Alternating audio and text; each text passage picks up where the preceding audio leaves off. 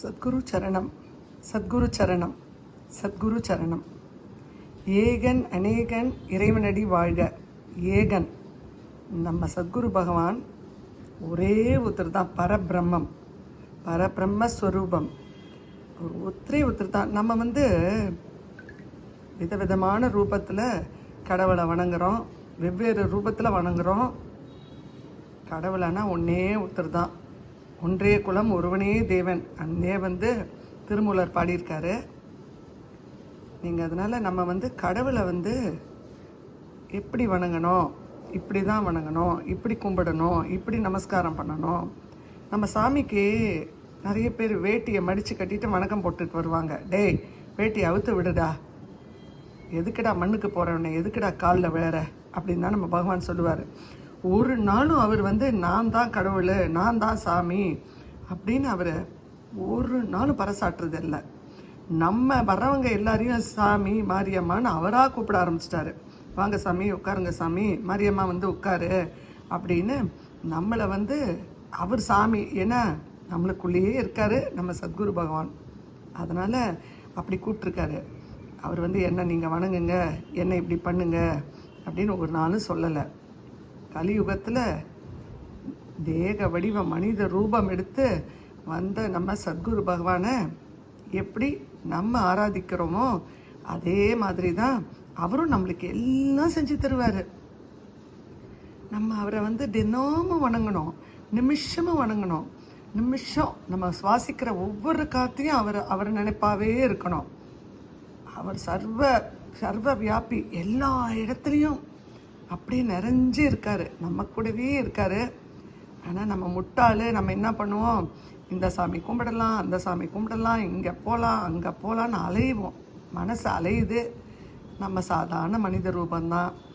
ஒவ்வொருத்தருக்கு நோய் நொடி வந்த உடனே கடவுளை சில பேர் நினைக்கவே மறந்துடுவாங்க. சில பேர் அப்போ தான் ரொம்ப பக்தியாக வேண்டுவாங்க. அப்படிலாம் இருக்கக்கூடாது. எல்லா கர்ம வினையை போக்குற நம்ம பகவானை சதா நினச்சிக்கிட்டே இருக்கணும். அதனால தான் நான் சத்குரு சரணம் சொல்லுங்கள், சத்குரு சரணம் சொல்லுங்கன்னு சொல்கிறேன். இன்றைக்கி நான் பேசுகிறது ஒன்றே ஒன்று தான், ஒருத்தர் தான். நம்ம பகவான் சத்குரு ஞான வள்ளல் தான் நம்மளை காப்பாற்றுறாருன்னு நிதர்சனமாக நம்புகிறவங்களுக்கு கடவுள் கூடவே நின்று உடனே நம்மளுக்கு நினச்சதை நடத்தி கொடுப்பாரு. ஐயோ, நம்மளுக்கு இப்படி வியாதி வந்துருச்சு, இப்போ கடன் வந்துருச்சு, இவ்வளோ கஷ்டம் வந்துருச்சு, என்ன பண்ண போகிறோம், எதுவுமே நினைக்காதீங்க. எல்லாம் அவர் பார்த்துப்பார். அவரோட செயல் தான் எல்லாமே. அவர் நம்மளை கூட இருந்து காப்பாற்றுவார், கூட வழி நடத்துவார். அதனால் நம்ம கடவுளை உத்தரா மனசார நீங்கள் அவர் தான் எல்லாமே நினச்சி வணங்குங்க.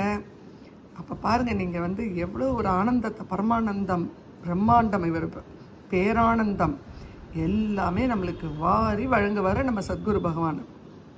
அதுக்கு தாங்க நான் அக்ஷய திருதிகைக்கு போய் நீங்கள் தங்கம் வாங்காதீங்க, தயவு செய்து போய் தங்கம் வாங்கி ஏமாறாதீங்க. நீங்கள் வீட்டில் நம்ம குசேலர் கிருஷ்ணருக்கு அவள் தான் கொடுத்தாரு. அதனால் நம்ம சத்குரு பகவானுக்கு அவள் வச்சு பால் வச்சு நைவேத்தியம் பண்ணுங்கள். நீங்கள் 4 பேருக்கு கொடுங்க.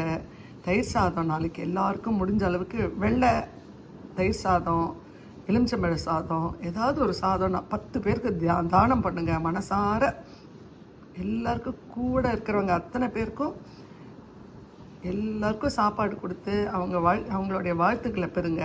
அதுவே தான் நம்மளுக்கு கோடி புண்ணியத்தை சேர்த்து கொடுக்கும். நம்மளுடைய கிரெடிட் என்ன தெரியுமா, நம்ம நல்லது செஞ்சு இவங்க ரொம்ப நல்லவங்கன்ற பேர் எடுக்கணும். நம்ம ஐயோ இவங்க கெட்டவங்கன்னெலாம் பேர் எடுத்துடாதீங்க. நம்ம கடவுளோட குழந்தை சத்குரு பகவான் நம்மளை கவனிச்சுக்கிட்டே இருப்பார். எவ்வளோ பேருக்கு தானம் பண்ணுறோம், எவ்வளோ பேருக்கு நல்லது செய்கிறோம், எவ்வளோ பேருக்கு ஆறுதலாக இருக்கோன்னு நம்ம கூட இருந்தே பார்த்துக்கிட்டு இருக்காரு. அதனால் அந்த ஒரு நினைப்பு மாத்திரம் இருந்ததுன்னு வச்சுக்கோங்க, நம்ம கூடவே இருக்கார், நமக்குள்ளேயே இருக்கார், நம்ம உள்ளேயே இருந்து நம்மளை ஆர்டர் பண்ணி செய்ய வைக்கிறாரு அப்படின்னு ஒரு நினைப்பு வந்துருச்சுன்னு வைங்க, நம்ம சத்குரு பகவானை வேண்டதை நிறுத்தவே மாட்டோம். நாளுக்கு நாள் நம்மளுக்கு பைத்தியமாகி போய் கடவுளே கதி, நீயே கதி, நீயே கதின்னு இருந்து பாருங்கள். எவ்வளோ பேர் அப்படி இருக்காங்க. நம்ம சதா அவரை நினச்சிக்கிட்டே இருந்தோன்னு வைங்க, நம்மளை அருள் பாலிச்சுக்கிட்டே இருப்பார். அதை மறந்துடுவோங்க. நம்ம நம்மளோட இந்த பேய் புத்தி இருக்குது பாருங்கள், அதை மறக்க வச்சிரும். நம்மளுக்கு வந்து டிவி பார்க்கலாம், வெளியில் போகலாம், 4 பேர் பற்றி பேசலாம் அப்படின்னு மனசு தோணும். பண்ணாதீங்க. தயவுசெய்து இன்னிலேருந்து வெறும் கடவுளே தியானம் பண்ணுங்கள். அதுதாங்க தியானம், அதுதாங்க மெடிடேஷனு. கடவுள் நம்ம கூடவே இருந்து தியானத்துக்கெல்லாம் வழி ஹெல்ப் பண்ணுவார். நீங்கள் அவரை நினச்சிக்கிட்டே இருங்க. எவ்வளோ ஒரு பீஸ் ஆஃப் மைண்ட் உங்களுக்கு கிடைக்கும்னு பாருங்கள். அவ்வளோ ஒரு மன நிம்மதி, அமைதி, எல்லாம் மௌனமாக இருந்து பாருங்கள், அமைதியாக இருந்து பாருங்கள். எவ்வளோ நம்ம வந்து மனசு சாந்தமாக ஆகிடும். அதனால் ஃப்ரெண்ட்ஸ், நீங்கள் வந்து கவலைப்படாதீங்க. கடவுள் இருக்கார் நம்ம கூட. ஒரே கடவுள், ஒருத்தர், ஒன்லி ஒன் காட். நம்மளுக்கு வந்து சத்குரு பகவான் அப்படின்னு மனசார நினச்சி அவரையே நினச்சிக்கிட்டு சதா சத்குரு சரணம், சத்குரு சரணம், சத்குரு சரணம் சொல்லிக்கிட்டே இருங்க. உங்களுக்கு ஒரு பொலிவு கிடைக்கும், ஒரு ஒளி தெரியும், உங்கள் மனசுக்குள்ளே ஒரு நிம்மதி கிடைக்கும். சந்தோஷமாக மனசு விட்டு சிரித்து கடவுள்கிட்ட பேசுங்க. கடவுள் உங்களுக்கு பதில் சொல்லிக்கிட்டே இருப்பார். ஏதாவது ரூபத்தில் ஒரு மெசேஜ் வந்துடும் உங்களுக்கு. யாராவது ஒருத்தர் ஃபோன் பண்ணி இது நடந்துருச்சுன்னு சொல்லுவாங்க, இது சந்தோஷம்னு சொல்லுவாங்க. அந்த மாதிரி உங்களுக்கு மெசேஜ் கொடுத்துக்கிட்டே இருப்பார். ஃபோனை பார்த்தீங்கன்னா உடனே பகவானோட ஃபோட்டோ வந்துடும். அங்கேருந்து அவர் நம்மளை வாழ்த்துற மாதிரி வரும், நிம்மதியாக இருன்னு சொல்லி வரும். ஆனால் இப்போ வசனங்கள்லாம் எழுதுகிறாங்க நம்ம பகவான் குரூப்பில், அதெல்லாம் பாதி வந்து கடவுள் சொல்லாததை எழுதுகிறாங்க. தயவுசெய்து அதை எழுதுறதை நிறுத்திட்டு கடவுள் எது சொன்னாரோ, கூட இருந்தவங்களுக்கு தெரியும் கடவுள் என்னெல்லாம் சொன்னாருன்னு, அதை கேட்டு தெரிஞ்சுக்கிட்டு அதை மாத்திரம் எழுதுங்க. அதை பார்த்து படித்து சந்தோஷப்படுங்க. அதை விட்டுட்டு ஆளுக்கு கிராஃபிக்ஸ் பண்ணி சாமி சிரிக்கிற மாதிரி, கண்ணை நிமித்துற மாதிரி அதெல்லாம் தயவுசெய்து பண்ணாதீங்க. இந்த பாவ செயலெல்லாம் பண்ணாதீங்க. கடவுளுக்கு அதெல்லாம் பிடிக்கவே பிடிக்காது. அதே மாதிரி கடவுள் வந்து உங்களுக்கு இதை பண்ணு அதை பண்ணுன்னு எதுவும் உங்களுக்கு கேட்கவே இல்லை. நம்ம பகவான் சதா அவரை நினச்சிக்கிட்டு இருங்க, நல்லது பண்ணுங்கள், நேர்மையாக இருங்கன்னு தான் நம்மளுக்கு சொல்லி கொடுத்துருக்காரே தவிர இதெல்லாம் பண்ணுங்கள், இப்படி போடுங்க, பூவை போடுங்க, சந்தனத்தை போடுங்கன்னெலாம் சொல்லவே இல்லை. எல்லோரும் இப்போ நினச்சிட்ருக்காங்க கடவுள் அதை சொன்னார் இதை சொன்னார். பார்க்காதவங்கெல்லாம் நினச்சிட்ருக்காங்க நம்ம சத்குரு பகவான் இப்படி பண்ணார் அப்படி பண்ணார், சிம்மாசனத்தில் உட்காந்தார். ஒவ்வொருத்தர் சொல்கிற கதையை பார்த்தீங்கன்னா சிம்மாசனத்தில் கோல் வச்சுட்டு உட்காந்தாரு. ஒரு நாளும் சாமி சிம்மாசனமே கிடையாது. வெயிலில் கட்டாந்தரையில் ஒரு பாறையில் சுட சுட பாறையில் உட்காந்துருப்பார். நம்மளாலலாம் உட்காரவே முடியாது. சாமி பாறையில் உட்காந்துருப்பார், வெயிலில் நடப்பார், எல்லார் சுமையும் தோளில் சுமந்துக்கிட்டு அவர் பாட்டுக்கு நடந்துக்கிட்டு இருப்பார். வேர்த்து விறுவிறுத்து நடந்துக்கிட்டு இருப்பார். எதுவுமே சாப்பிட மாட்டார். அதெல்லாம் விட்டுருவாங்க. ஏதோ கதையை சொல்லுவாங்க, நீங்கள் நம்பாதீங்க. அதே மாதிரி கடவுளுக்கு வந்து என்ன பிடிக்கும் ஏது பிடிக்கும்னு அவங்கவுங்க கதை விட்றாங்க. இந்த கிழமையில் போங்க அந்த கிழமையில், அதெல்லாம் இல்லை. எல்லா நாளும் உண்டு. நாளும் இல்லை கோளும் இல்லை. கடவுளுக்கு 24 மணி நேரமும் நம்ம பகவானை வணங்கலாம். அதனால் ஒரே தெய்வம் அப்படி கெட்டியாக பிடிச்சிக்கோங்க.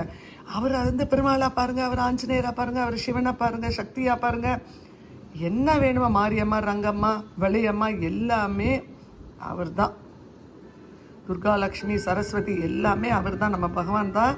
அதனால் அவரை கெட்டியாக பிடிச்சி ஒரே தெய்வம்னு அவரை நல்லா போற்றி அவரை நினச்சிக்கிட்டே அவரோட சரணம் கூப்பிடுங்க. தினமும் சரணம் கூப்பிடுங்க. சரணம் சரணம் சரணம் சொல்லுங்கள். சத்குரு சரணம் சொல்லிக்கிட்டே இருங்க.